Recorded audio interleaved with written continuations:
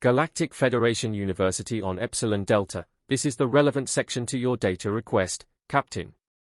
Frankly, the implications, if accurate, are terrifying. Fortunately, that's a decision to be made at a higher pay grade than mine. You asked for the information, so here you go on the use of non-guided weapon systems and their implications. This study delves into the unique applications of non-guided systems deployed by the Terran Federation, their countermeasures, and the implications for the galaxy at large. Premise: humans are a relative newcomer to the galactic community, being isolated on the far Orion arm, well away from the central polities. As with most newcomers, their technological levels were a hodgepodge of mismatched advances based on their particular survival stresses and needs. However, unlike most newcomers, rather than abandon their old weapon systems in favor of the galactic standard, they have chosen instead to incorporate their old weapons into their new doctrine. It was a move most found baffling, perhaps even suggesting a more primitive culture incapable of adapting to new threats easily. However, after further and careful study, I believe I may now have a reason as to why they have adopted their current doctrine, which carries some very interesting implications for the future of warfare. In short, it may not be them who have become doctrinally rigid, it may have, in fact, been us. Basis: anyone with anything resembling a modern military relies on guided munitions, or at least munitions with a guided component, to achieve effective hits on targets. This has been an undisputed fact since the founding of the Galactic Council following the Ascension Wars.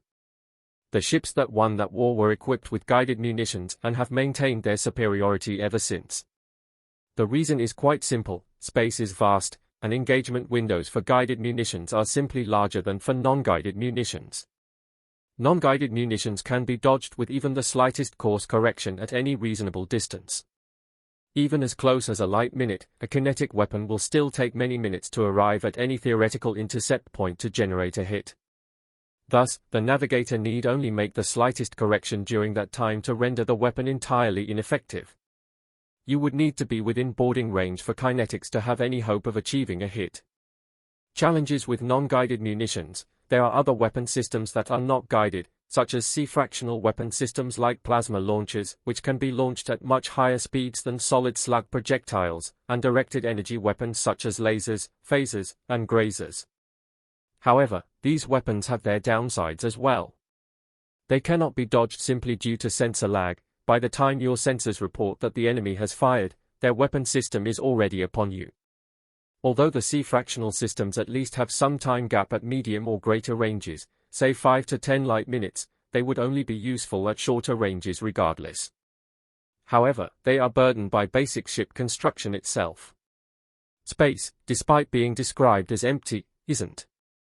Yes, it is a vacuum in that sense, but there are many stellar objects emitting on all sorts of wavelengths, constantly creating a background of cosmic radiation that the frail and fragile biological organisms crewing the vessels must somehow withstand. So any vessel wishing to navigate the spaceways must have a certain minimum amount of radiation shielding. Furthermore, micrometeoroids are not an uncommon phenomenon, at least in system, and are potentially lethal. Therefore, particle screens have been developed to counter these natural threats. These screens also happen to severely mitigate, if not outright neutralize, any sort of C-fractional or directed energy weapon, or so we thought. However, even this isn't the biggest challenge with non-guided munitions. The biggest challenge goes back to the old adage: space is vast. Even at a light minute, even a massive Puck-class supercargo hauler is but a tiny speck, only able to be identified by its emission signature. There is no way anyone is going to hit something that far away with something that can't course correct. The idea itself was absurd. It would be like picking out a specific grain of sand on a beach half a kilometer away with a magnifying glass. And yet, the humans seem to have come up with a way to do it. Additional data points to support the premise: I had a chance to visit the Ancient History Museum on Alpha Centauri, the humans' very first extrasolar colony. This is something quite unusual, as most races tend to try and forget their past when they step onto the galactic playing field. Generally, there is a feeling of embarrassment at how crude and clumsy one's first steps are. Yet these humans not only aren't embarrassed by it, they take a perverse sense of pride in their missteps. Not only are they willing to let others see their history, but they are also eager to show it off. Some might say it is akin to a fledgling species eagerly showing off their first work of art, crude though it may be, seeking acceptance from their elders in the attempt. Yet I would not be so dismissive. They are eager for others to see their history, yes, but there is a deeper reason. They were eager enough that my foreign status was sufficient to gain me free entry to the museum and its many exhibits. When I arrived, I immediately noticed that I was one of very few non-humans there. Indeed, I felt strangely like an explorer in uncharted territory, perhaps a first contact team on a pre-FTL planet. Yet they were eager to see me. When I presented my educational credentials, they were even more eager for me to visit and provide feedback, which was certainly novel. But their history shocked me to the core. Most species have some level of violence in their history. Necessity is truly the mother of invention, and predatorial stresses are a common factor in the galaxy for sapiens to develop. Yet I have never heard of any species quite so violent and so open about their violence as humans. Their history was not merely shaped by war but was cast in the very mold of combat and conflict. Humans may have started out as prey, but they quickly became predators and did not give up that status just because they got smarter. And something interesting came to me when observing their earliest historical periods. They used ranged weapons, non-guided projectiles, even in the earliest of their records, dating back before they even invented the written word. And more so, they did so effectively. First, it was hunting, throwing spears at large prey items. Then it was slings and arrows. For thousands of years before even their industrial period, they made use of these primitive but effective ranged weapons. Humanity competed with itself throughout its entire history, and that competition brought with it a race to do better than your neighbors at killing or not being killed. It was a deeply unsettling philosophy that these humans simply took for granted, being able to protect yourself from your neighbor, or they might conquer you. It was hard to imagine such a hostile and competitive environment where even your own neighbor might slit your throat for their gain. It was even harder to imagine such a hostile race making it into the stars. Then I got to their Industrial Revolution period. A shockingly brief period of time, when all is said and done. In the space of barely a century, they had gone from animal-drawn carriages to internal combustion engines to aircraft to orbital launches. They had developed, then perfected, the combustion-propelled projectile in ways I'd never seen or even heard of before. Even when guided munitions started to be developed, they still developed, produced, and used non-guided projectiles. They didn't have the same range, true, but sooner or later, they came into play anyway. Then I got to their computer age, and I began to see with a mix of wonder and horror just why these humans still use these weapon systems we find primitive.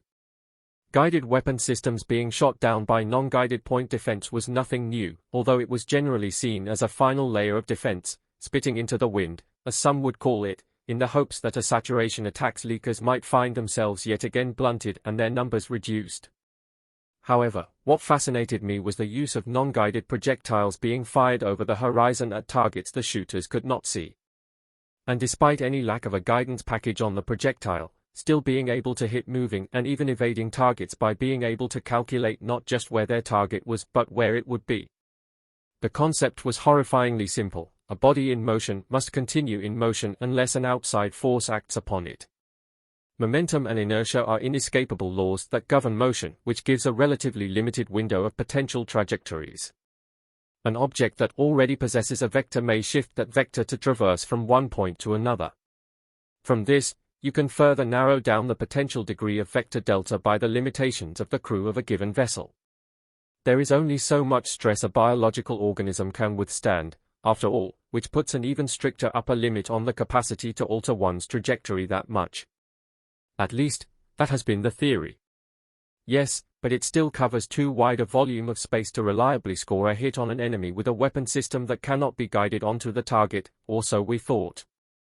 However, then humans, ever in conflict with one another, found a solution to that as well: predictive algorithms. Biological entities are almost universally creatures of habit, habits that can be predicted with a degree of accuracy, at least if you have the capacity for calculation that some of these human computers allegedly possess.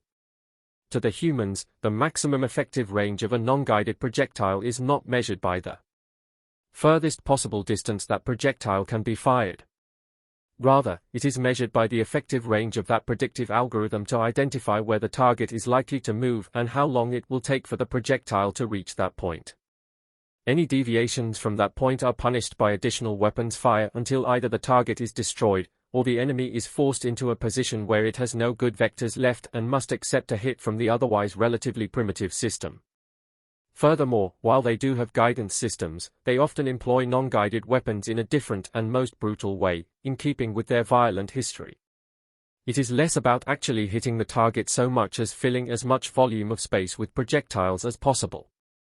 All the while, the human vessel is constantly making calculations and corrections until it scores a hit, at which point it can fine-tune its targeting and land yet more hits, gradually wearing down the enemy over time. And as primitive as the weapons may seem, the enemy has no idea where they are coming from. By the time the enemy finally identifies the human firing on them, it is often too late. I've read reports from some contacts in the fleet of entire flotillas just breaking off contact with human vessels altogether, their sensors overloaded by projectile impacts. Conclusion: the implications of this technology cannot be understated. Despite the ease with which non-guided munitions can be dodged, the humans have reintroduced them to modern space combat with terrifying effectiveness. And worst of all, we cannot defend against them easily. Predictive algorithms and superior fire control systems have made a weapon that is, by all means, obsolete, into one of the most dangerous threats on the battlefield. Even if we can dodge the initial volley, we cannot dodge the second, third, or 10th volleys that will inevitably follow. The most horrifying implication is that the humans have not yet even needed to introduce their most advanced weapons. If their ancient projectile systems can be this effective, what horrors await the galaxy once they decide to fully embrace modern warfare? The key lesson here is that we cannot afford to dismiss any technology, no matter how primitive it seems. The humans have shown that even the most basic weapons, when combined with advanced tactics and technology, can be devastatingly effective. We must rethink our entire approach to warfare if we are to stand a chance against this emerging power. Captain, I hope this document gives you the insight you need. All of us wish you well, especially the little people who can only hold on to hope. Thank you, Captain, and Godspeed.